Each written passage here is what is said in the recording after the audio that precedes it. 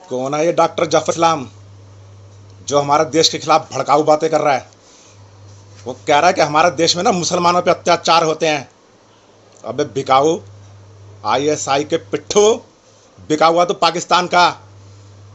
तो कह रहा ना, अगर एक बार अरब कंट्री को हमने शिकायत कर दी मुसलमानों ने तो मेरे हिंदुस्तान में सैलाब आ जाएगा। वो जाहिल, पहली बात तो वो अरब कंट्री तेरी बातों में नहीं आने वाली। अगर इक्का दुक्का कोई कंट्री आ भी गई ना तो हम धमकी नहीं देते हैं, हम ना कर दिखाते हैं, समझे नहीं? हिंदुस्तान में जितनी इज्जत मुसलमानों को है शायद इस दुनिया में कहीं भी हो। मुसलमानों के पूरी दुनिया में 72 फिरके हैं, और अगर किसी देश में 72 के 72 फिरके हैं तो वो मेरे हिंदुस्तान के अंदर है। समझ रहा है जाहिल? तुम लोगों को ना इज्जत बर्दाश्त नहीं होती। अल्पसंख्यक आयोग का चेयरमैन होकर ऐसी बेहूदी करते हुए तुम्हारे को शर्म नहीं आती?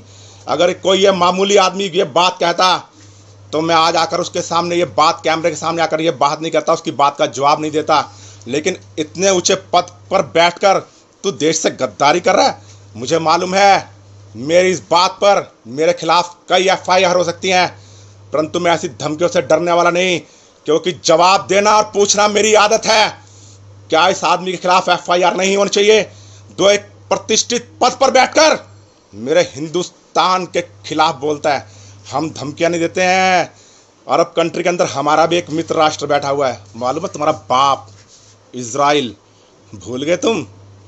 6 दिन के अंदर अंदर 13 इस्लामिक कंट्रियों की ऐसी तैसी कर दी थी और उन्हें हथियार डालने पर मजबूर कर दिया था।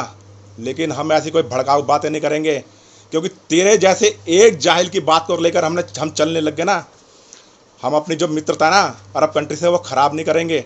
और तू जो पाकिस्तान का पिट्ठू है ना, पाकिस्तान के अंदर ना शियों की मस्जिदों को ना बम धमाकों से उड़ा देते हैं। जो बेचारे अहमदिया मुसलमान हैं उनको वहाँ नमाज पढ़ने का अधिकार नहीं है। वहाँ हिंदुओं की बहन बेटी को उठाकर जबरदस्ती उनका धर्म परिवर्तन किया जाता है। तब तेरे को अत्याचार नहीं नजर आता जाहिल? तेरे को यहाँ पर मुसलमानों पे अत्याचार नजर आ रहा है। यहाँ पर सबसे ज़्यादा अधिकार है वो मुसलमानों को है। और मेरा मुसलमान जो मेरा भाई है इस देश का, वो इतना बेवकूफ़ भी नहीं है। चंद गिने चुने होते हैं, हर कौम के अंदर हैं। हमारे हिंदुओं में भी होंगे, हमारे भाई सिखों में भी होंगे जो बरगलाए जा सकते हैं, जिन्होंने सिखों ने खालिस्तान की मांग करी थी। हर कौम में होते हैं, लेकिन ज़्यादातर मुसलमान, मेरे देश का मुसलमान सच्चा भक्त है, सच्चा देशभक्त है। और सुन, थमका मत। हम महाराणा प्रताप, वीर शिवाजी, गुरु गोविंद सिंह की औलाद हैं। और सुन, मैं भगवान श्री राम और कृष्ण का नाम इसलिए नहीं ले रहा हूँ क्योंकि जिस युग में ये पैदा हुआ था ना, उस युग में तुम्हारे पुरखों का नामो निशान नहीं था। तू क्या सोचता है अपने इन बयानों से तू अपनी कौम का भला कर रहा है? तू तो बिकाऊ, पाकिस्तान से, आईएसआई से और सऊदी अरेबिया से, जो पूरी दुनिया के अंदर वहाइज्म फैलाने के अंदर सबसे आगे है, उनसे पैसे ले लेके ऐसे भड़काऊ बयान दे रहा है, अपनी कौम का भला कर रहा है। अबे ऐसे बयानों से ना बहुसंख्यक समाज के अंदर जो बेचारे अल्पसंख्यक समाज के हैं उनके प्रति घृणा पैदा होती है। मत कर ऐसी हरकतें। ऐसी हरकतें करके तो अपनी कौम का भला नहीं कर रहा बल्कि उनका बुरा कर रहा है। समझ रहा है? मैं कह रहा हूं इस आदमी के खिलाफ तो इतनी ज्यादा एफआईआर होनी चाहिए, इतने ज्यादा मुकदमे दायर होने चाहिए। ये जो हम लोगों ने इनको इज्जत बख्शी हुई ना, इनको इज्जत रास नहीं आ रही है। इनकी इज्जत ना जमीन में गाड़ दो। ऐसे समझ नहीं आ रहा, दोगले भड़का रहा है हमारे भाइयों को हमारे खिलाफ। जिस देश में रहता है, जिस थाली में खाता है उसी थाली में छेद करते हो। शर्म नहीं आती है? गद्दार। अगर भाइयों, अगर आप मेरी बात से सहमत हो ना, मेरे इस वीडियो को जैसा वायरल करो ताकि मेरी बात इस गद्दार तक, हरामखोर तक, देशद्रोही तक पहुंच सके।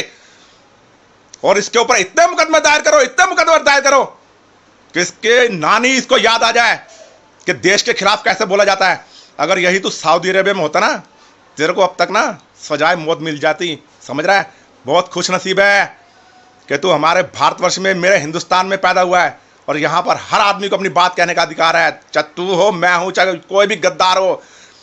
और बाद में तुम विक्टिम कार्ड खेलते हो कि हम लोग एक खास मजहब से, हम मुसलमान हैं, मुसलमानों के नाम पे रोना रोकर आप विक्टिम कार्ड खेलोगे कि मैं मुसलमान हूं, मुझे इसलिए फंसाया जा रहा है। अबे ये जो कौम है ना, ये देशभक्त कौम है, गद्दार कौम नहीं है। भाइयों, अगर आप मेरी बात से सहमत हो ना, तो मेरी वीडियो को इतना वायरल करो, इतना वायरल करो, ताकि राष्ट्रद्रोही और गद्दार तक मेरी बात पहुंच सके, और इसके खिलाफ इतना मुकदमा दायर करो कि नाक रगड़ने के मजबूर हो जाए, पूरे देश से हम हाथ जोड़कर माफी मांगे। धन्यवाद। भारत माता की जय।